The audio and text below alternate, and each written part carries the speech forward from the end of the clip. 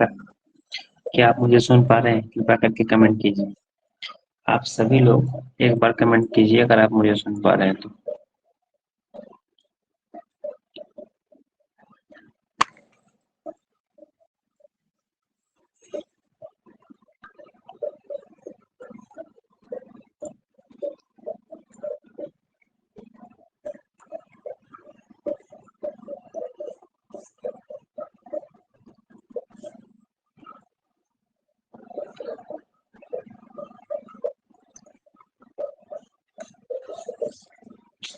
जी, चलिए।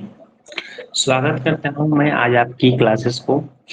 आज आपकी पॉलिटी की क्लासेस स्टार्ट हो रही है। मैं आपको ये एश्योर करता हूँ कि इस बार अगर आप पॉलिटी क्लास कंप्लीट कर पाए तो आपके SSC, PSC, even state PCS level के भी क्वेश्चंस जो है आप कर पाएंगे। मैं आपको उस लेवल तक लेके चल रहा हूँ। मतलब इस बार पढ़ने के बाद पॉलिटी, और मैं आपसे वादा करता हूँ यह पूरा कोर्स जो है वो कंप्लीट होने के बाद ही मैं अगला विषय पकड़ूंगा। मैं आपसे बस इतना ही रिक्वेस्ट करूंगा, आप सभी लोग जो है क्लास को ज्वाइन करेंगे और रेगुलर रहेंगे, जिससे क्या होगा आपका और मेरा जो है समन्वय बना रहेगा। कुछ लोग बेवकूफ हैं जो क्लास नहीं करने आ रहे हैं, तो कोई दिक्कत नहीं, उनको रहने दीजिए। आप सभी लोग जो लोग क्लास आ रहे हैं वे जो है अपना क्लास रेगुलर करेंगे, और जो लोग किसी कारणवश नहीं कर पा रहे हैं वे भाई अपना जो है रिकॉर्डिंग देख लेंगे। ठीक है, तो सबसे पहले तो हम यह समझेंगे कि संविधान क्या चीज होता है। संविधान क्या होता है, जो हम लोग बोलते हैं संविधान। आप लोग में से कोई बता सकता है what is mean by constitution? Constitution कहते किसे हैं? ये जो कॉन्स्टिट्यूशन लिखा हुआ है यहाँ पे, इसका मीनिंग क्या है? क्योंकि यही जब तक हमको यह नहीं पता होगा कि हम लोग संविधान पढ़ क्यों रहे हैं। रूल बुक, ओके, और कुछ एनीथिंग एल्स जो कि आपको पता हो? कॉन्स्टिट्यूशन का मतलब क्या होता है? सेट ऑफ रूल्स, देश के नियम को। देखिए मैं बताता हूँ। देखिए कॉन्स्टिट्यूशन जो है एक लीगल डॉक्यूमेंट है। क्या है जी? एक लीगल डॉक्यूमेंट है। It's a legal document. Legal document इसे हिंदी में कहते हैं वैधानिक दस्तावेज है, जिसपे क्या होता है देश की जनता का विश्वास, उसकी आकांक्षाएं और उसकी जो सोच होती है उसका एक इमेज, उसका जो इमेज बोलते हो, इमेज जो है वो बताता है। ठीक है, भारतीय संविधान का जो निर्माण था वो कहीं ना कहीं जो है ब्रिटिश के काल में स्टार्ट हुई थी। ठीक है, भारतीय संविधान जो बना था वह ब्रिटिश काल में बना था। मतलब स्टार्टिंग जो हुआ था वो ब्रिटिश काल में ही स्टार्ट हुआ था। अब हम लोग इस पहले हम लोग समझेंगे संविधान का विकास क्यों हुआ। देखिए संविधान का विकास किस क्रम से हुआ उसको समझते हुए जो है हम लोग आगे बढ़ेंगे। देखिए बात समझिएगा, भारतीय संविधान के विकास को लेकर जो है क्या हुआ। देखिए भारतीय संविधान का विकास जो है वो दो तरीके से हुआ है, एक कंपनी के अंडर में और एक ब्रिटिश क्राउन के अंदर अंतर्गत। आपको पता है कि 1600 शताब्दी में, ठीक है जी, 16 शताब्दी में एक एक्ट जो है एक चार्टर दिया गया था। एक चार्टर दिया गया था, चार्टर दिया गया था किसके द्वारा? रानी महारानी एलिजाबेथ ने 31 दिसंबर, क्या 31 दिसंबर 1600 को की रात में जो है ईस्ट इंडिया कंपनी की को जो है एक चार्टर दिया। कितने साल के लिए दिया बेटा? 15 साल के लिए दिया। 15 साल के लिए दिया। 15 ईयर्स के लिए बोला कि जा सिमरन जी ले अपनी जिंदगी। तो एक कंपनी बनाई गई और उस कंपनी को एक अधिकार पत्र दिया गया, जो कब दिया गया? 31 दिसंबर 1600 को 15 वर्ष के लिए दिया गया। और इस कंपनी की कुल जो पूंजी थी वो थी 30,133 पाउंड। 133 पाउंड, इतने रुपए में ये कंपनी बनी थी। और इसके कितने हिस्सेदार थे? तो इसके 217 हिस्सेदार थे। 217 लोगों ने जो है कंपनी बनाई थी। ठीक है जी। और इसके बाद ही जो है वहां पे जो है महारानी विक्टोरिया बोलती है कि भाई जाइए, आपको हम अधिकार देते हैं कि भारत में जाकर जो है आप जो है क्या कर सकते हैं, भारत में जाकर आप व्यापार कर सकते हैं। ठीक है, तो यहाँ तक सबको क्लियर है कि किस तरीके से कंपनी आई और किस तरीके से एक्ट पारित हुआ। ठीक है, इसमें कोई दिक्कत तो नहीं किसी को बच्चे?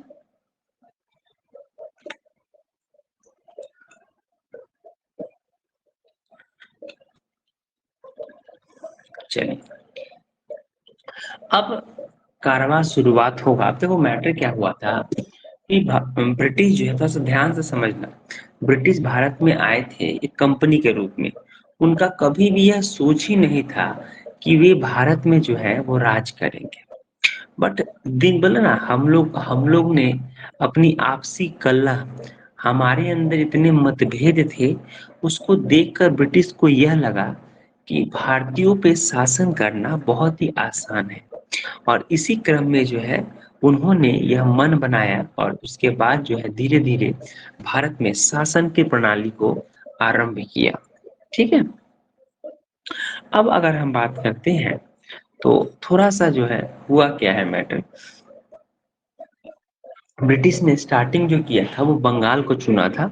बंगाल में बैटल ऑफ प्लासी, बक्सर, इसके बाद मराठाओं के साथ जो है 3 लड़ाई लड़ी, मैसूर के साथ 4 लड़ाई लड़ी और उसके बाद पंजाब के साथ लड़ाई लड़ी।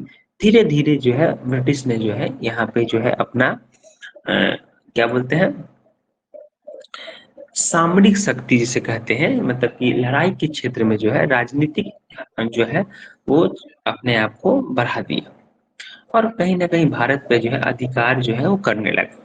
देखिए, भारत के जमीन पे तो अधिकार हो रहा था, लेकिन कंपनी के अंदर जो है कुछ चीजें सही नहीं चल रही थी।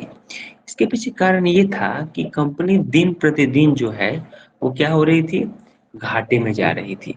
ब्रिटिश कंपनी दिन प्रतिदिन घाटे में जा रही थी कि ब्रिटिश कंपनी को जो है यहाँ से भेजा जा रहा था रिपोर्ट कि भाई ब्रिटिश कंपनी घाटे में जा रही है।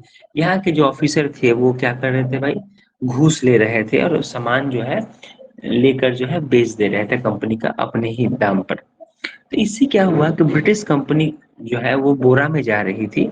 बोरा समझते हैं आप लोग? डू यू नो द बोरा? व्हाट डू मीन बोरा? किसी को पता है बोरा के बारे में?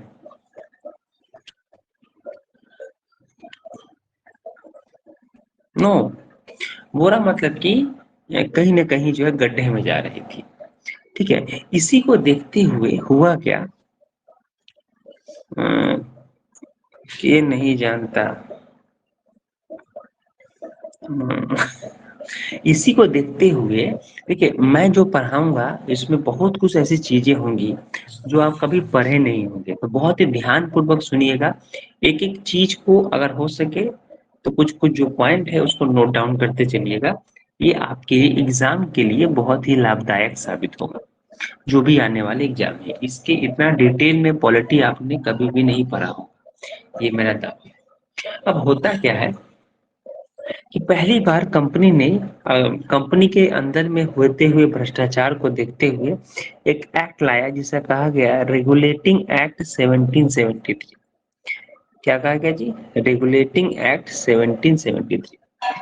ठीक है, उस समय के तत्कालीन प्रधानमंत्री थे लॉर्ड नॉर्थ। लॉर्ड नॉर्थ थे, लॉर्ड नॉर्थ। उन्होंने एक कमिटी बनाई थी, secret committee. Secret committee, secret committee के सिफारिश पर जो है रे, रेगुलेटिंग एक्ट जो है लाया गया भारत में। इसका उद्देश्य क्या था? इसका बस इतना सा उद्देश्य था कि भारत तथा ब्रिटेन दोनों ही जगह पर जो है कंपनी के पावर, कंपनी की में अंदर जो दोष है उसको समाप्त करना है। ठीक है, तो इसके लिए क्या किया गया था, दो जो है प्रशासन मंडल जो है वो गठित किए गए। एक कोर्ट ऑफ डायरेक्टर, एक किया गया था कोर्ट ऑफ डायरेक्टर्स, और दूसरा किया गया बेटा court of proprietors. Court of proprietors, यह दो जो है संस्था गठित की गई जो कंपनी के जो है जो है कोई भी चीजें होंगी या गलत चीजें होंगी, सही चीजें होंगी, उस पे जो है निगरानी करने के लिए बोर्ड ऑफ डायरेक्टर्स और बोर्ड ऑफ प्रोप्राइटर्स का जो है ये गठन किया गया। इसके अलावा अगर हम बात करें तो एक निर्देशन मंडल का जो है गठन किया गया, जो कि 1 साल के लिए किया गया। ठीक है। इसके अलावा अगर हम बात करें तो जी कंपनी का मुख्यतः इंडिया में जो है वो 4 प्रेसिडेंसी था। एक बम्बई था, 3 प्रेसिडेंसी, एक बम्बई था, एक कलकत्ता था और एक मद्रास था। इन तीनों प्रेसिडेंसी को जो है मिलाकर क्या किया गया, बोला गया कि बंगाल का जो गवर्नर होगा अब से बंगाल का गवर्नर जनरल कहा जाएगा। और उसी के संदर्भ में वॉरेन हेस्टिंग्स को जो है बंगाल का पहला गवर्नर जनरल जो है बना दिया जाता है। किस एक्ट के थ्रू? 1773 का रेगुलेटिंग एक्ट के तहत जो है यह बना दिया जाता है। ठीक है जी। इसके अलावा अगर हम बात करें तो 1774 में ही जो है कलकत्ता में एक सुप्रीम कोर्ट की स्थापना की जाती है। सुप्रीम सर्वोच्च न्यायालय की 1774 में। और उसके जो मुख्य न्यायाधीश थे उनका नाम होता है सर एलिजा हेम्पे। सर एलिजा हेम्पे को जो है मुख्य न्यायाधीश जो है बनाया जाता है। इसके अलावा 3 और न्यायाधीश बनाए गए थे, बट उसका नाम इतना इम्पोर्टेंट नहीं है। आपसे यह पूछ सकता है कि रेगुलेटिंग एक्ट में जो है सर्वोच्च न्यायालय कहाँ स्थापित किया गया था, तो वो 1774 में किया गया था। और उसके मुख्य न्यायाधीश कौन थे, तो सर एलिजा हेम्पे जो थे वह उनसे मुख्य न्यायाधीश थे। इसके अलावा 4 जो है और भी, मतलब 3 और भी जो है न्यायाधीश थे। इसके अलावा अगर हम बात करें तो कंपनी कर्मचारी को जो है निजी व्यापार पे जो है प्रतिबंध लगा दिया गया था। और इसके अलावा गिफ्ट गिफ्ट लेने पर भी पाबंदी लगा दी गई थी कि कोई भी कंपनी का आदमी जो है वो गिफ्ट नहीं ले पाएगा। Sir Elijah Impey, Impey, yes, sir Elijah Impey, EMP, Impey, Impey. ठीक है। 3 और भी थे, चैम्बर्स, लैम्स्टर और हाइट, यह 3 थे। ठीक है जी। ओके। चलिए, यहाँ पे पहला एक्ट जो है खत्म होता है। इसके बाद अगर हम बात करें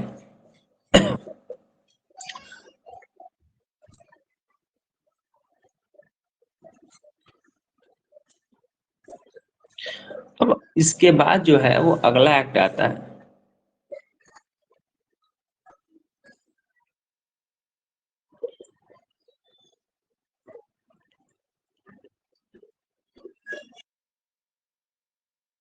एक सेकंड होल्ड कीजिएगा।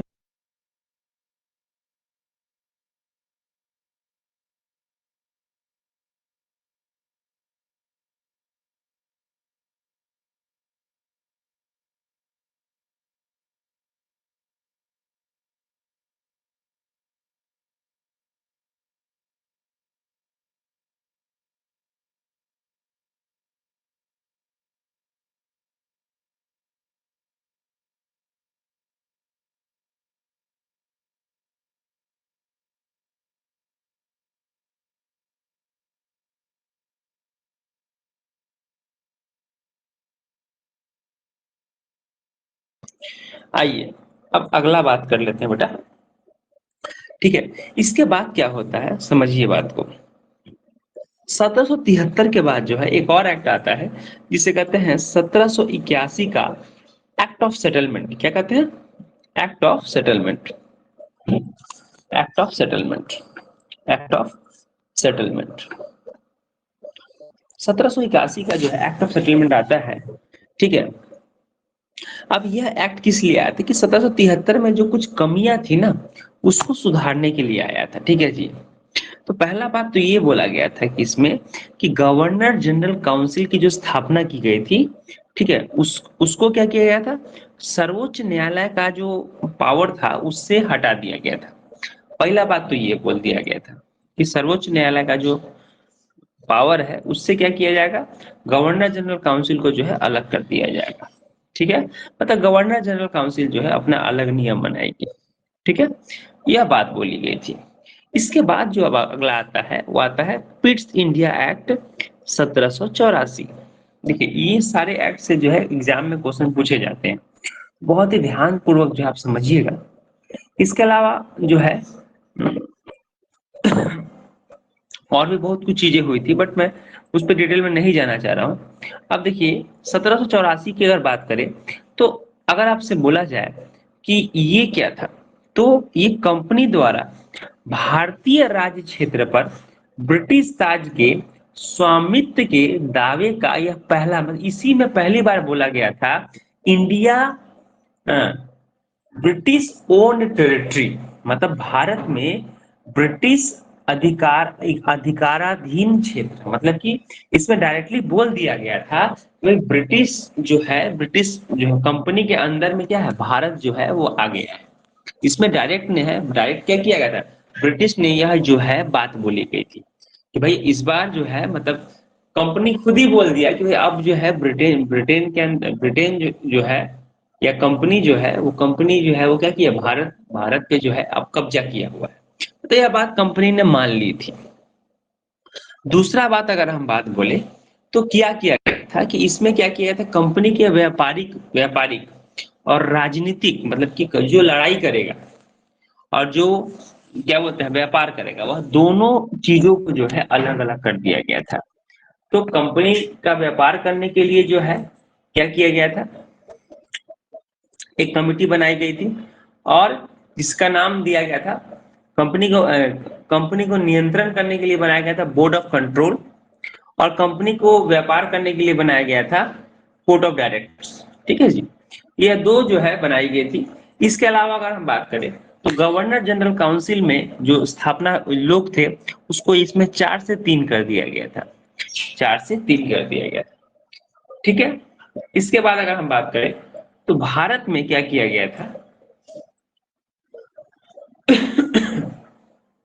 भारत में गवर्नर जनरल पे जो है प्रांतीय सरकारों को बर्खास्त करने का अधिकार था। मतलब भारत के जो गवर्नर जनरल थे वो चाहकर किसी भी प्रोविंशियल गवर्नमेंट को जो है बोल सकते थे कि भाई ये आपका जो है अब आपका काम खत्म हो गया, आप जा सकते हैं। इसके अलावा अगर हम बात करें तो 1784 के फिट्स इंडिया एक्ट में जो है ब्रिटिश मंत्रिमंडल, मतलब कि ब्रिटिश का जो पार्लियामेंट था जी, उसका एक मेंबर को जो है यहाँ पे रखा गया। तो बहुत कुछ चीजें हुई यहाँ पे। पहला तो काम ये हो गया कि पहली बार ये बोला गया कि ब्रिटेन के अंदर क्या, कंपनी के अंदर ही जो है वो भारत है। दूसरा क्या किया गया, कंपनी के व्यापारिक मार्ग और कंपनी का जो राजनीतिक चीज था उसको अलग कर दिया गया। इसके अलावा अगर बात बोला जाए तो तीसरा काम, गवर्नर जनरल काउंसिल के मेंबर को 4 से 3 कर दिया गया। इंग्लैंड में एक कोर्ट की स्थापना की गई। उसके बाद अगर हम बात बात करें तो भाई ब्रिटिश मंत्रिमंडल का एक सदस्य को जो है वो क्या बोलते हैं बोर्ड ऑफ कंट्रोल में जो है एंट्री दिया गया। तो ये सारी चीजें जो है वो चल रही थी चार्टेड एक्ट में। तो यह 2 एक्ट आपको क्लियर है, इसमें कोई डाउट है?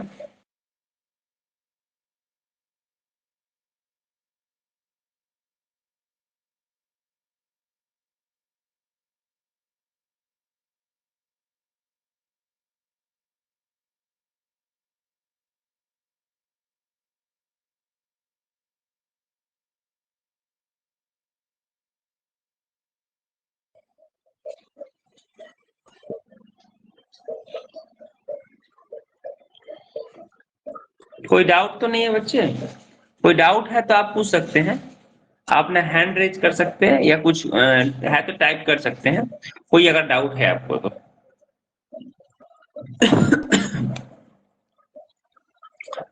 अगर कोई डाउट है तो आप पूछ सकते हैं। सर जो कंपनी वाला आप बताए थे उसको फिर से बताइए ना एक बार। अच्छा, मैं रुको,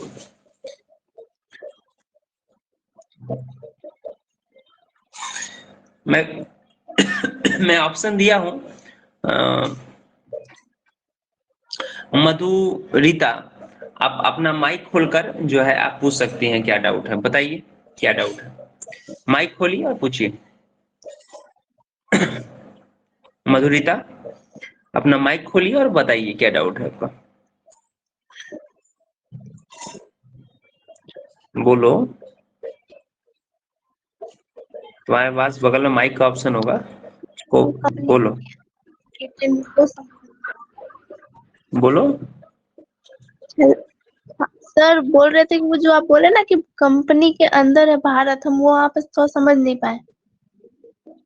कंपनी क्या आज क्या, ओ समझ गए। ठीक है, कंपनी में क्या किया गया था, कंपनी में जो है दो कंपनी दो काम करती थी, एक व्यापार करती थी और एक राजनीतिक क्रियाकलाप करती थी, मतलब लड़ाई वगैरह करती थी। तो क्या किया गया था कि व्यापार के लिए जो है एक अलग कमेटी बनाई गई थी और लड़ाई के लिए जो है एक अलग कमेटी बनाई गई थी। यही दो बात मैंने बोली थी। इसके बाद मैंने बोला था कि गवर्नर जनरल की जो काउंसिल की जो संख्या थी वो 4 से 3 कर दिया गया था। इवन इंग्लैंड में एक कोर्ट की स्थापना की गई थी। कंपनी के कर्मचारी को बाहर लेने में प्रतिबंध तो लगा ही दिया गया था पहले से ही, इसमें भी यह बात बोली गई। इसके अलावा मैंने ये बोला कि ब्रिटिश मंत्रिमंडल, मतलब कि ब्रिटिश पार्लियामेंट का जो है एक आदमी को, सॉरी, ब्रिटिश मंत्रिमंडल के एक आदमी को जो है वो क्या किया गया था, बोर्ड ऑफ कंट्रोल में जो है वो स्थान दिया गया था और वह उस बोर्ड ऑफ कंट्रोल का अध्यक्ष हुआ करता था। यही बात थी। क्लियर है? यहां तक कोई डाउट है किसी को तो बताइए। तो हम लोग आगे थर्ड वाले पे चलेंगे।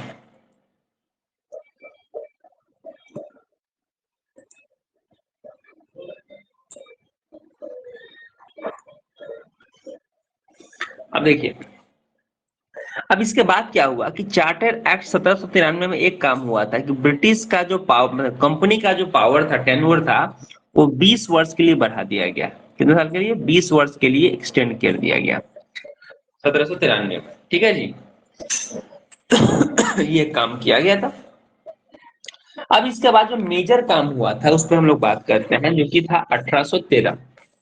1813 का जो एक्ट था, जिसे कहते हैं 1813 का चार्टर्ड एक्ट, इसमें क्या किया गया था?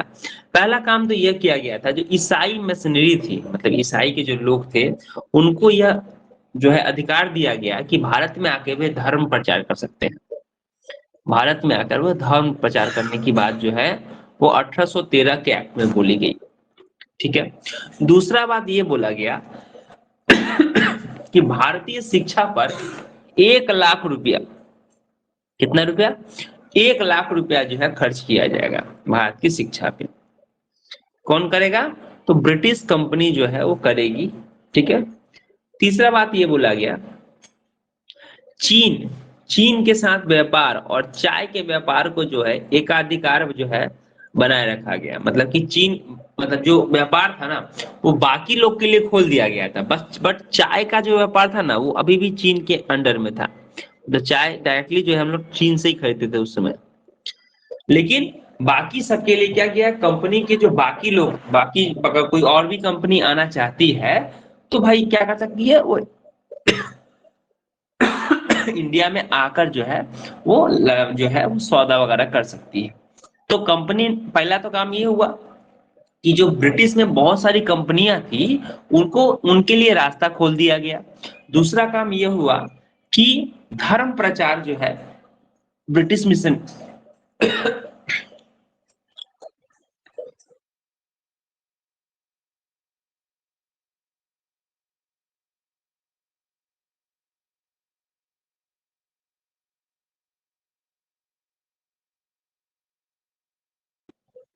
दूसरा काम तो ये हुआ कि 1 लाख रुपया जो है वो क्या किया गया जी, यहाँ के लोगों के लिए किया गया, मतलब लगाया गया। तीसरा काम क्या किया गया कि चीन के साथ व्यापार जो है चाय और चाय के व्यापार को एकाधिकार रख दिया गया था और बाकी लोगों को जो है वो खोल दिया गया था। ठीक है। तो यह 3 बातें क्लियर हुई। यहाँ तक कोई डाउट है किसी को? बताइएगा मुझे।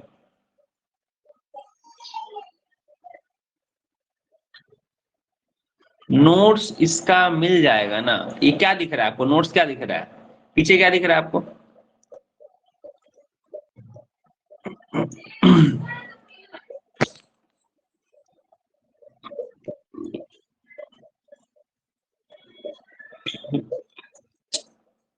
चलिए अब आगे बढ़ते हैं।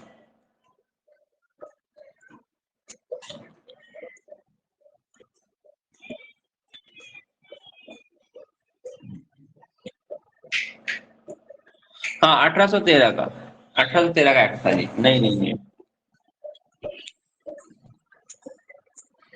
अब आइए, इसके बाद भी एक एक्ट आया था, मैं बताता हूँ उसके बारे में। देखिए बाबू, इसके बाद जो एक्ट आया था वो आया था 1853। क्या? Chartered act of 1853, 1853। इसमें क्या किया गया था? पहला बात तो ये बोला गया था, इस समय गवर्नर जनरल जो था वो लॉर्ड डलहौजी था। कौन था? लॉर्ड डलहौजी। पहला काम तो ये हो गया था, इसमें ऑल इंडिया लेजिस्लेटिव काउंसिल की स्थापना की गई थी। बहुत बार पूछा गया एग्जाम में कि ऑल इंडिया लेजिस्लेटिव काउंसिल की स्थापना किस एक्ट के थ्रू हुई थी? तो ये हुआ था चार्टर एक्ट 1803। ठीक है। दूसरा बात अगर हम बात करें तो पहली बार, भारत में पहली बार जो है कंपनी के जो कर्मचारी थे, नहीं नहीं नॉट इम्पोर्टेंट, जो इम्पोर्टेंट है मैं वही पढ़ा रहा हूँ। 1833 था, बस वही 20 साल का एक्सटेंशन मिला है, बट उतना इम्पोर्टेंट नहीं है। जो इम्पोर्टेंट है मैं पढ़ा रहा हूँ कमलेश, डोंट वरी। ऐसे तो बोलोगे तो 1821 में भी एक एक्ट आया है, 1821 में भी आया है, 1827 में भी आया है, फिर 1830 में आया है। समझे? सब थोड़ी पढ़ाना बाबू, विगत साल के प्रश्नों को देखते हुए ही जो मैं पढ़ा रहा हूँ, जिसका इम्पोर्टेंस ज्यादा है। ठीक है, चलो। तो पहला बात तो मैंने ये बोला कि ऑल इंडिया लेजिस्लेटिव काउंसिल जिसे कहते हैं विधान परिषद की जो है यह स्थापना की जाती है। 12 सदस्य को जो है इसमें जो है जगह दी जाती है। दूसरा बात ये बोलता था कॉम्पिटिटिव एग्जाम के आधार पर, मतलब कि यहाँ पे कर्मचारियों का जो नियुक्ति होगा ये कॉम्पिटिटिव एग्जाम की मदद से होगा। यह पहली बार जो है एग्जाम की बात बोली गई चार्टेड एक्ट 1853 में। ये सवाल बीपीएससी में 2003 में पूछा था, याद रखिएगा। 1853 वाला बात। ठीक है जी।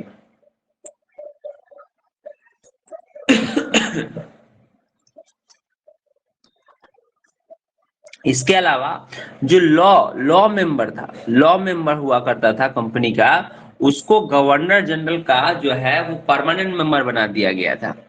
किस एक्ट में? Chartered act 1853। ठीक है जी।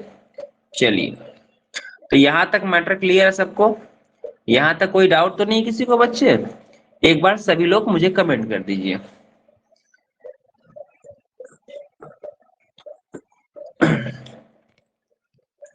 कोई डाउट नहीं है बच्चे? वेरी गुड, सभी लोग कमेंट कीजिए। तो बताइए 17, अब सभी लोग टाइप कीजिएगा। 1773 में ब्रिटिश ब्रिटेन के प्रधानमंत्री कौन थे? जल्दी बताइए। 1773 में ब्रिटेन के प्रधानमंत्री कौन थे?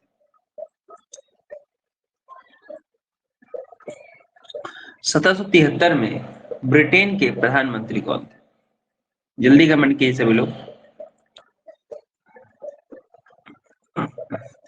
Lord north. अच्छा, ब्रिटिश कंपनी जो थी वो कितने मेंबर्स के साथ बनी थी? ब्रिटिश कंपनी जो बनी थी वो कितने मेंबर्स थे उसमें? बताइए। ब्रिटिश कंपनी जो बनी थी उसमें कितने मेंबर्स थे? 217 मेंबर थे। कितने मेंबर थे? 217 मेंबर थे। ठीक है जी, 217 मेंबर्स थे। अच्छा, ये बताइए कलकत्ता में सुप्रीम कोर्ट की स्थापना किस वर्ष हुई थी? कलकत्ता में सुप्रीम कोर्ट की स्थापना किस वर्ष हुई थी?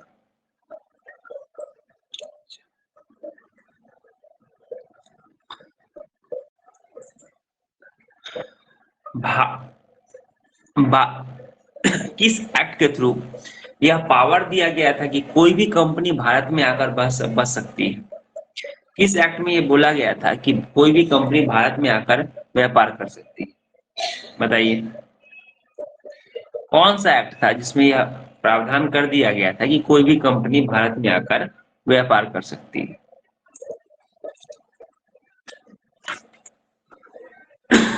1813 का जी। अच्छा, वेरी गुड। किस एक्ट में 1 लाख रुपया खर्चा करने की बात बोली गई थी शिक्षा पर? 1813।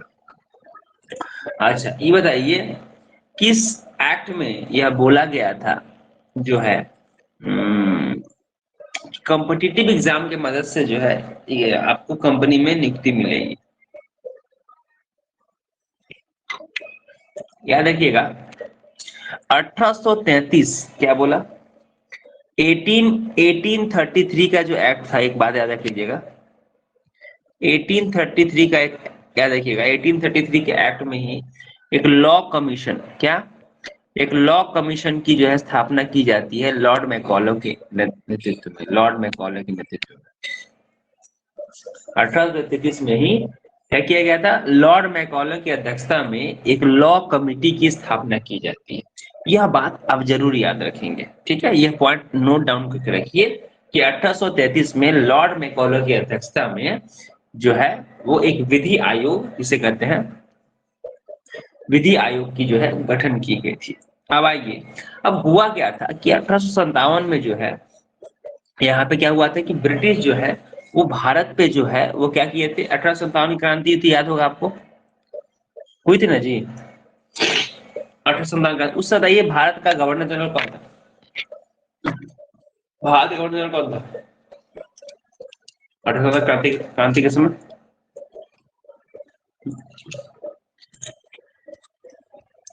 Lord Canning. और लॉर्ड के, अच्छा, भारत के प्रथम वायसराय कौन थे? Who is the first viceroy?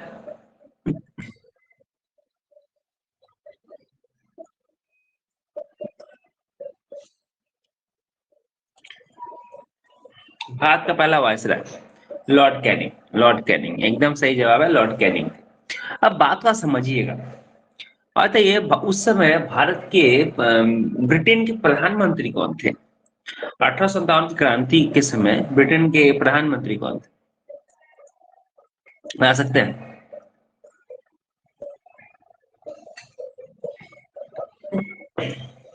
बता सकते हैं कोई भी बच्चा, एनीवन? बहुत अच्छा क्वेश्चन है। क्या देखिएगा, उस समय प्रधानमंत्री थे लॉर्ड पामस्टन। कौन थे? Lord Palmerston. हुआ क्या कि 12 फरवरी 1858 को भारत की स्थिति को देखते हुए उनको अपना इस्तीफा देना पड़ा, और उसके बाद जो बनते हैं ब्रिटेन के प्रधानमंत्री, इसका नाम होता है लॉर्ड डर्बी। क्या? Lord derby. और 2 अगस्त 1858 को महारानी विक्टोरिया क्या करती है? एक पेपर पे साइन करती है जिसे कहा जाता है भारत शासन अधिनियम। क्या? ये इंग्लिश में लिखा हुआ है गवर्नमेंट ऑफ इंडिया एक्ट 1858। मतलब अब पावर किसके हाथ में आ गई? ब्रिटिश क्राउन के हाथ में आ गई।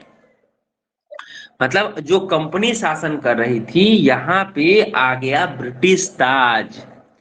इस कानून के अंतर्गत यह बोल दिया गया कि भारत का शासन जो है अब कंपनी के हाथों से ले लिया गया है और ब्रिटिश ताज के अधीन जो है यह कर दिया गया है।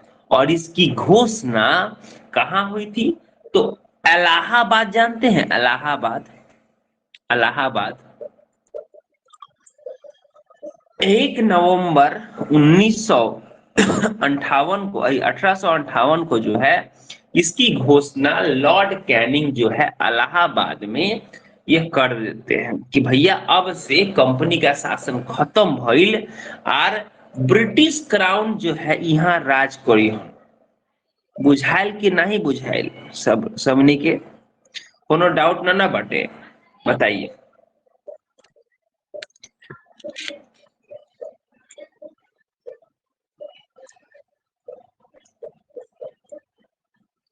बोलिए।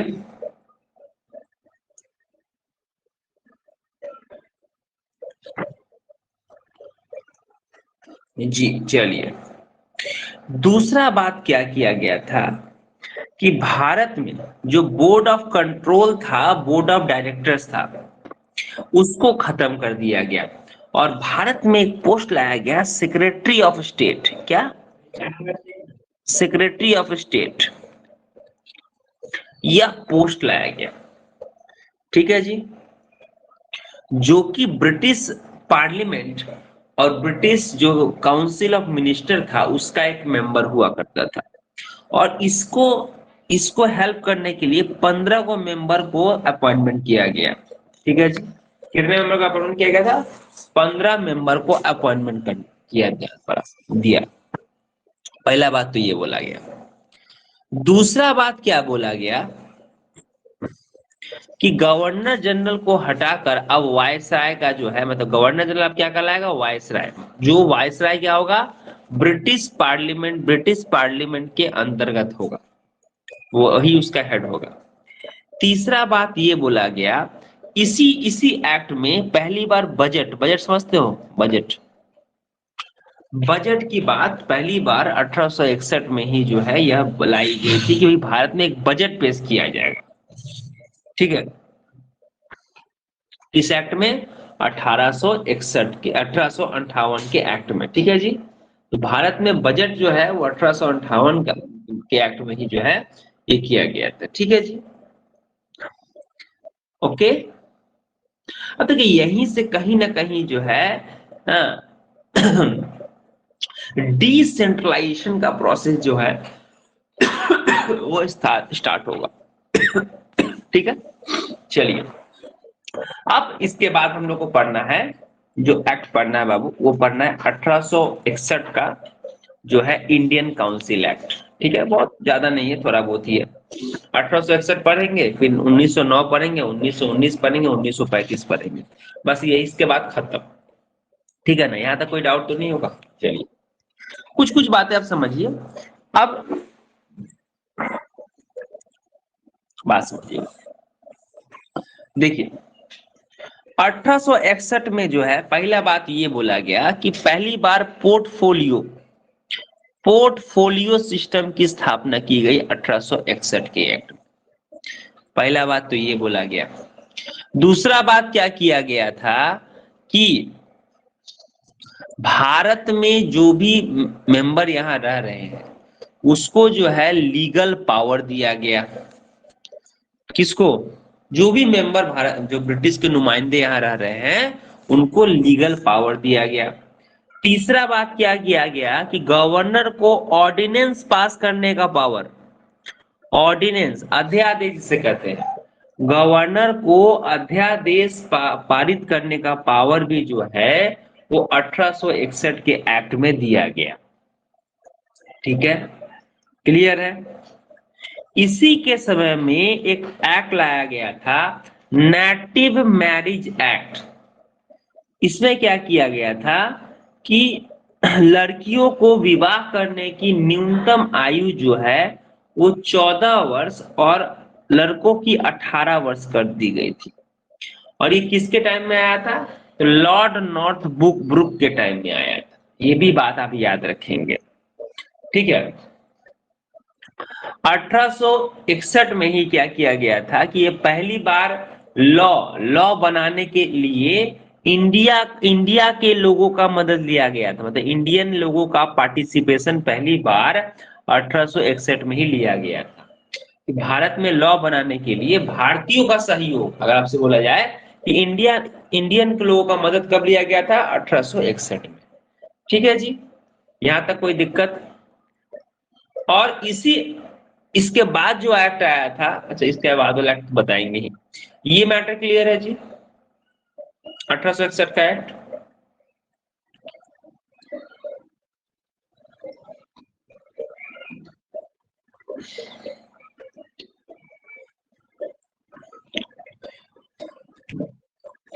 बाकी लोग बच्चे कोई डाउट तो नहीं किसी इस चीज में?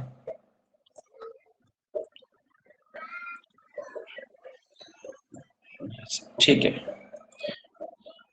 चलिए चलिए, वेरी गुड।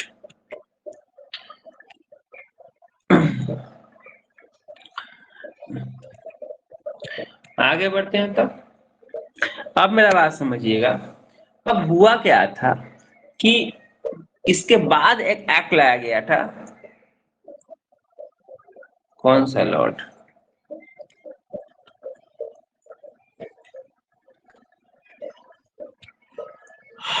इसके बाद एक एक्ट आया था 1873, इंडियन काउंसिल एक्ट 1873।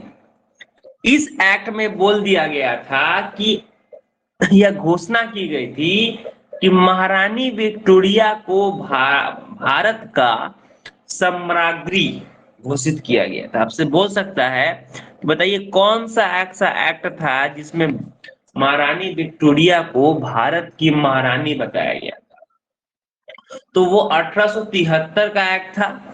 बट उसको आगे चलकर 1876 में, जिसे कहते हैं शाही उपाधि अधिनियम, 1873 के एक्ट से ही लिया गया है, बट वो पारित किया गया था 1876 में, 28 अप्रैल 1876 को। ठीक है जी। तो याद रखिएगा, ये आपका एक्ट जो था वो 1873 का ही था, बट उसी के अंदर से ही निकला हुआ है। तो ये पारित किया गया था 1876 में, और इसमें ये बोला गया था कि भाई ब्रिटेन की जो महारानी थी उसको जो है क्या किया गया था, वो भारत की सामग्री जो है बोला गया था। चलिए जी, अगला एक्ट पे आते हैं बाबू। अगला जो एक्ट आता है वो आता है 1909 का government of India act. Government India act, बस इसके बाद 1909, 1919, 1935 खत्म। Ta ta bye bye.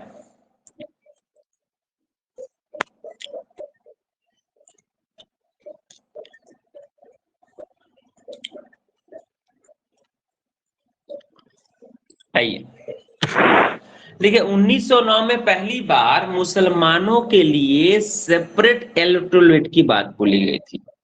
क्या? मुसलमानों के लिए सबसे पहली बार सेपरेट इलेक्टोरेट की जो है बात कब बोली गई थी? ये आपका बोला गया था गवर्नमेंट ऑफ इंडिया एक्ट 1909 में। इसी बात पे लॉर्ड मिंटो ने एक बात बोली थी कि हम नाग के दांत बो रहे हैं, इसका फल जो है वो बहुत ही भीषण होगा। ये बात लॉर्ड मिंटो ने बोली थी। ये बताइए, क्वेश्चन का आंसर बताइए कि कौन सा ऐसा एक्ट था जिसमें कानून बनाने के लिए पहली बार भारतीयों से मदद ली गई थी? बताइए कौन सा एक्ट था? किस एक्ट के फलस्वरूप भारत में कानून बनाने के लिए भारतीयों की मदद ली गई? 1861 का एक्ट। एकदम सही जवाब है बेटा, एकदम सही जवाब। चलिए, इसके बाद अगर हम बात करें तो बजट। बजट कब आया था बताइए? बजट किस एक्ट में लाया गया था बताइए? बजट किस एक्ट में लाया गया था? बजट की बात पहली बार किस एक्ट में की गई बताइए? 1861 में। और 1919 में पहली बार बजट पे डिस्कशन करने का पावर जो है यह दिया गया इंडियन के लोगों को। ठीक है जी, याद रखिएगा। और इसी एक्ट में एसपी बनर्जी, एसपी सिन्हा को जो है वो क्या किया गया था, वायसराय कार्यकारिणी में शामिल होने वाले पहले भारतीय थे और उनको लॉर्ड की उपाधि दी गई थी। तो अगर आपसे बोला कि पहले कौन से भारतीय थे जो वायसराय के कार्यकारिणी में शामिल हुए थे, तो वे थे एसपी सिन्हा, जिनको लॉर्ड की उपाधि दी गई थी। ठीक है जी, यहां तक क्लियर है बच्चे? चलिए आगे बढ़ते हैं। और अगला जो एक्ट है बाबू वो है गवर्नमेंट ऑफ इंडिया एक्ट 1930 1919 का। इसे कहते हैं मॉन्टेगू जेम्स फॉर रिफॉर्म। इसमें क्या किया गया था, जो बाकी जो लोग थे, बाकी जो देश के कास्ट थे, उनको भी जो है वो सेपरेट इलेक्टोरेट की बात बोली गई थी। सबको जो है सेपरेट इलेक्टोरेट की बात बोली गई थी। अभी सेपरेट इलेक्टोरेट होता क्या है कि मुसलमान जो है वोट जो है मुसलमान को देगा, क्रिश्चियन क्रिश्चियन को देगा, ईसाई ईसाई को देगा, सिख सिख को देगा। तो ये सारे लोगों के लिए क्या है, अलग अलग जो है मतदान प्रणाली जो है वो गवर्नमेंट ऑफ इंडिया एक्ट 1919 में ला दी गई थी। ठीक है जी। इसके अलावा अगर बात करें तो महिलाओं को पहली बार मताधिकार का जो है पावर पहली बार कब दिया गया, इसी 1919 एक्ट में दिया गया। इसके अलावा अगर बात करें तो पहली बार सेंट्रल में lower house and upper house की बात जो है वो पहली बार किसमें की गई थी, तो वही 1919 के मॉन्टेगू चेम्सफोर्ड रिफॉर्म के बारे में जो है वो बोला गया था। ठीक है जी। 1919 के चेम्सफोर्ड रिफॉर्म के में ये बात बोली गई थी। ठीक है। आपसे बोला कि सिख ईसाई और एंग्लो इंडियन को सेपरेट इलेक्टोरल वोट जो है वो जो है किस एक्ट में दिया गया, वो 1919 का एक्ट ही था, याद रखिएगा। इसके बाद बात करते हैं डुअल सिस्टम से, कहते हैं डायरकी भी जो है इसी के टाइम में लाई गई थी। और डायरकी के जन्मदाता जो कहा जाता है इसे कहते हैं लियोनिल कार्टेस। क्या, डायरकी की जो बात बोली गई इसे कहते हैं द्वैध शासन।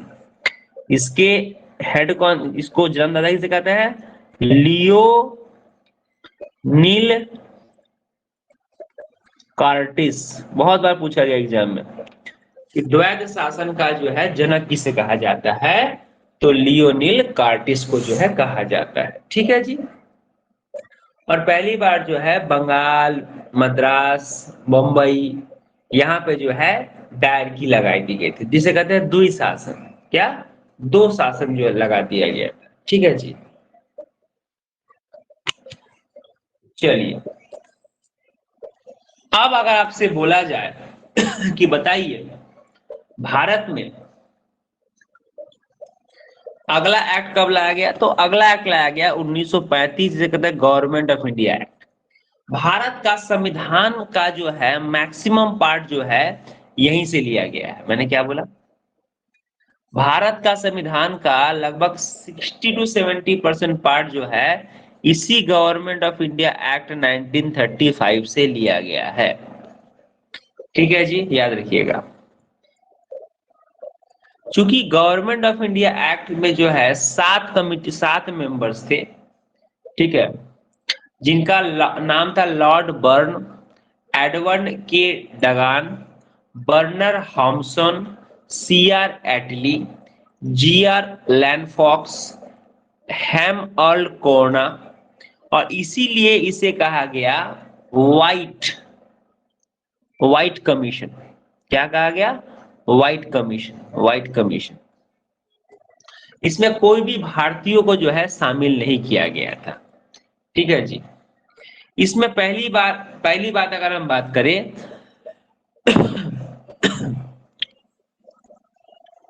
पहला बात तो अगर हम बात करें तो इसमें क्या किया गया था कि जो सेंट्रल में जो डायरकी थी, सेंट्रल में जो द्वैध शासन था उसको बंद कर दिया गया था। सेंट्रल के जो डायरकी थी, सेंट्रल में जो द्वैध शासन लगा हुआ था उसको बंद कर दिया गया।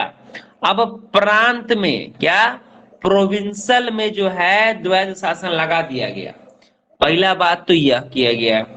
इसके तहत उस समय इसमें 321 अनुच्छेद, 18 अनुसूची और 14 को भाग थे। किसमें, गवर्नमेंट ऑफ इंडिया एक्ट 1935 में। इसके बाद अगर हम बात करें तो एक फेडरल कोर्ट बोले तो संघीय न्यायालय की जो है बात की गई थी। और इसी वजह से जो है यहीं से ही जो है आज के वर्तमान जो सुप्रीम कोर्ट आपको दिखाई देता है, परनेट, क्या, प्रांत में तो बंद कर दिया गया था ना, प्रांत में चालू हुआ था भाई, प्रांत में चालू किया गया था इस एक्ट में, और सेंट्रल में जो है वो समाप्त कर दिया गया था, याद रखिएगा। ठीक है। इसके अलावा बात करें तो शासन के लिए जो है 3 विषय बनाए गए थे, संघ सूची, प्रांतीय सूची, समवर्ती सूची। इन सूचियों में जो है कुछ कुछ सब्जेक्ट डाल दिए गए थे, जिसमें संघ के अंदर जो सूची, संघ के अंदर जो सब्जेक्ट होंगे उस पर सिर्फ सेंट्रल फैसला लेगा, प्रांत के अंदर जो होगा वो प्रांत लेगा, और जो समवर्ती होगा उसमें दोनों ही फैसला लेंगे। तो आज जो आपको दिखाई देता है स्टेट लिस्ट, कंकरेंट लिस्ट और सेंट्रल लिस्ट, यह भी जो है उसी समय का ही जो है प्रावधान आपको दिखाई देता है। इसके अलावा अगर हम बात करें तो पंडित जवाहरलाल नेहरू, मैं ये बोल रहा हूं कि शासन के लिए 3 लिस्ट बनाई गई थी, सेंट्रल लिस्ट, कंकरेंट लिस्ट और प्रोविंशियल लिस्ट। इसके अंतर्गत कुछ जो है सब्जेक्ट डाले गए थे। इसमें जैसे जो लिस्ट, जिस लिस्ट के अंतर्गत जो जो सब्जेक्ट रहेगा उस पे वही जो है कानून बना सकता है। ठीक है, यही बात बोली गई थी और कुछ नहीं बोला गया था। ठीक है, इसको लेकर जो है बहुत सारा व्यंग हुआ था, और पंडित नेहरू ने तो इतना तक बोल दिया था कि ये अनेक ब्रेक वाली इंजन रहित गाड़ी है, और जिन्ना ने इसे कहा था यह पूर्णतः सड़ा एवं मूल रूप से बुरा जो है एक्ट है। इतना कुछ बात जो है बोला गया था गवर्नमेंट ऑफ इंडिया एक्ट 1935 के ऊपर। लेकिन फिर भी हमारा संविधान का लगभग मतलब 60 to 70% जो है वो गवर्नमेंट ऑफ इंडिया एक्ट 1935 से लिया गया। ठीक है जी, चलिए यहां तक सबको क्लियर है? यहां तक सबको क्लियर है बच्चे?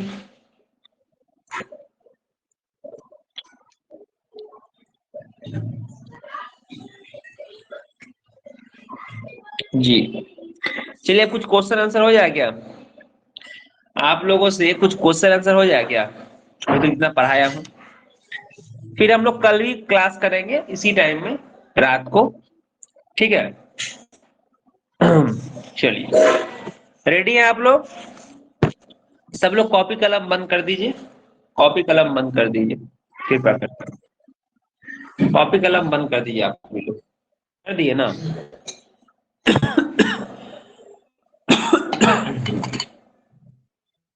ऑफलाइन क्लास होगा कल। हम बताते हैं आपको कल सुबह 7 बजे तक। विनोद सर को कल कॉल किए थे जो वहाँ पे क्लासेस कराते हैं, तो बात हुई थी उनसे, तो बोले कि आपको हम कल सुबह बता देंगे। तो जैसे ही उनसे मेरा कंफर्मेशन हो जाता है वैसे ही आपको मैं बता दूंगा। चलिए पहला क्वेश्चन तो यही है आपके सामने कि बताइए लॉर्ड मैकाले की अध्यक्षता में प्रथम विधि आयोग का गठन किस अधिनियम के तहत किया गया था? लॉर्ड मैकाले की अध्यक्षता में प्रथम विधि आयोग का गठन किस अधिनियम के तहत किया गया था? 1833 का एक्ट। बहुत ही अच्छी बात है, वेरी गुड, बहुत अच्छी बात है। किस एक्ट के तहत यह बोला गया था कि कंपनी के जो व्यक्ति है, कर्मचारी है, वे क्या बोलते हैं उपहार नहीं लेंगे? यह किस एक्ट में बोली गई थी बात?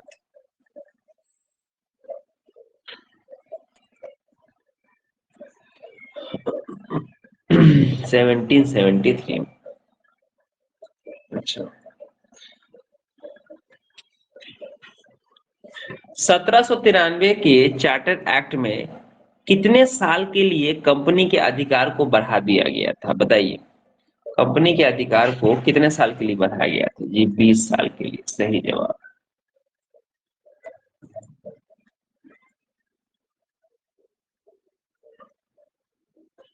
ईसाई मशीनरी को भारत में निमंत्रण किस एक्ट में दिया गया था? 1813 का एक्ट। वेरी गुड, बहुत ही अच्छे। पहली बार कॉम्पिटिटिव एग्जाम की बात किस एक्ट में बोली गई? पहली बार कॉम्पिटिटिव एग्जाम की बात किस एक्ट में बोली गई? 1853 में बोला गया। ठीक है, पहली बार सेपरेट इलेक्ट्रोलाइट की बात जो है वो किस एक्ट में बोली गई? पहली बार सेपरेट इलेक्ट्रोलाइट की बात जो है किस एक्ट में बोली गई? 1909। ईसाइयों को सेपरेट इलेक्ट्रोलाइट जो है वो किस किस एक्ट में बोला गया? ईसाइयों को सेपरेट इलेक्ट्रोलाइट मिलेगा, यह बात किस एक्ट में बोला गया? ईसाइयों को, सिख को सेपरेट इलेक्ट्रोलाइट की बात किस एक्ट में बोला गया? जी 1919 के बारे में। द्वैध शासन के जन्मकर्ता कौन है बताइए? द्वैध शासन दायर की ये जन्मकर्ता कौन? लियोनिस कार्टेस। लियोनिस कार्टेस सही जवाब है। ये बताइए, संघीय न्यायालय फेडरल कोर्ट की स्थापना किस एक्ट में बोली गई है? फेडरल कोर्ट की स्थापना होगी यह किस एक्ट में बोली गई? 1935 में। ठीक है, किस एक्ट को पंडित जवाहरलाल नेहरू बिन ब्रेक वाला इंजन की गाड़ी कहा है? 1935। भारत का कौन सा ऐसा अधिनियम है जिसका इम्पैक्ट सबसे ज्यादा पड़ा है संविधान पे? जी सही जवाब। अब देखिए यहाँ पे थोड़ा समझना है, अगले क्लास में मतलब कल के क्लास में मैं आपको बताता हूँ, कल के क्लास में आपको मैं क्या पढ़ाऊंगा, बस आप लोग खुद से भी पढ़ के आइएगा। एक तो मैं आपको पढ़ाऊंगा बेटा 1940 का अगस्त प्रस्ताव, 1942 का क्रिप्स मिशन, शिमला समझौता और कैबिनेट मिशन। ठीक है, ये पढ़ाऊंगा और उसके बाद हम लोग चलेंगे भारत के संविधान के निर्माण के लिए। ठीक है जी, ठीक है चलिए। लेकिन कल जो भी मैं पढ़ाया हूं उससे रिलेटेड एक छोटा सा 10 मिनट मत का 20 क्वेश्चन का एमसीक्यू कराऊंगा लगा ऑनलाइन। ठीक है, तो सब लोग थोड़ा टाइम पे आइएगा, 9:45 इज योर टाइम। ठीक है, ओके चलिए, धन्यवाद प्यारे बच्चों, गुड नाइट, सी यू सब बखैर।